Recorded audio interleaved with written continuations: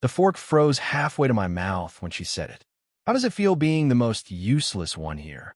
Jessica's voice dripped with mockery. Wine glass tilted in her manicured hand like she just won something. My wife Amanda didn't flinch. She laughed. They all laughed. Her parents, her brother, even Amanda's smug little cousin who barely made rent. Everyone but me. I didn't blink, didn't twitch. I just smiled. And then I said it. How does it feel knowing this useless one won't be paying your bills anymore? The laughter didn't die. It crashed hard like a glass dropped mid-toast. Jessica blanked. Amanda shifted in her chair. I set my fork down gently. My appetite had left weeks ago. Let me rewind. I used to love Amanda. Fully, selflessly. I funded her startup when no one else believed in her. Took her sister in when she lost her job. Paid off her mother's medical debt without ever asking for thanks. They said I was solid, the rock, the dependable one. Behind my back, they said I was boring, predictable, safe. What they meant was expendable. I didn't see it coming. Not first. The comments were subtle. The jokes about how Amanda could have done better, about how lucky I was. I laughed with them. Fool that I was. Then came the late-night texts Amanda hid. The unexplained girl trips that always coincided with hotel charges from cities she wasn't supposed to be in. I didn't confront her. Not then. I just started watching, listening, waiting. The real crack came 2 months before that dinner. Amanda left her laptop open, careless or confident. An open message thread between her and Jessica lit up the screen. They were mocking me. Not just mocking, planning. Jessica, just keep milking him. He still thinks you love him, right? Amanda, please. He's too busy being everyone's hero.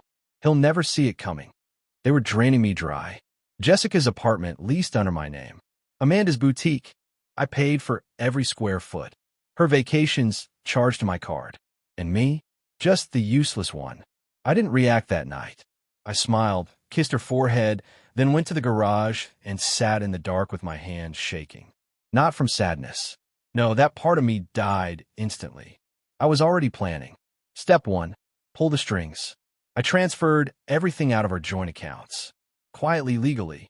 My lawyer, Kevin, had it all set up months ago when I first got suspicious. I froze the cards, canceled the automatic transfers Jessica relied on, changed passwords, revised the will. Step 2. Gather evidence.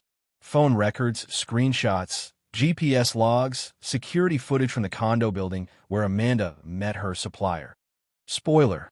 It wasn't merchandise she was picking up. I documented everything, sent copies to my lawyer, accountant, and eventually her parents. Step 3. Wait. Wait for dinner. So there we were, around that smug little table, faces lit by candlelight and lies. Jessica looked at me, confused. What do you mean? I leaned back in my chair, voice steady. I mean, as of this morning, your rent's no longer covered, your car's getting repossessed by Friday, and your credit card? Declined. Next swipe. Amanda stared. What are you talking about? I looked at her then. Really looked. The woman I once adored. Now just another hollow vessel of greed and entitlement. Check your phone, I said. She did. So did Jessica. Gasps, then silence. Amanda's face paled as the notifications popped in. Bank alerts. Card denials. Lease terminations. Jessica's phone buzzed next. A lawsuit notice from my lawyer regarding credit fraud. She'd been using my identity to apply for loans. Then came the second wave.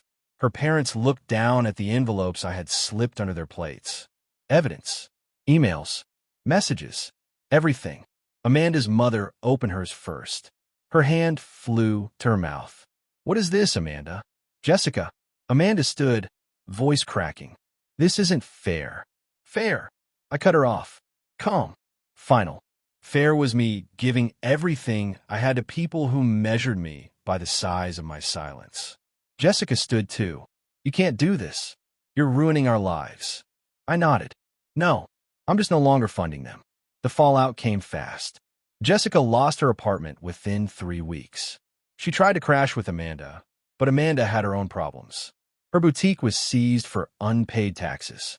I'd stopped covering that too. Amanda tried to go after my assets. Too late. Prenup reinforced airtight thanks to a last-minute post-nup revision she signed in Vegas. Drunk, giddy, and clueless. I had it notarized while she giggled at the slot machines. Divorce finalized in 30 days. She walked away with her clothes and whatever self-respect she could salvage. People ask me if I miss her.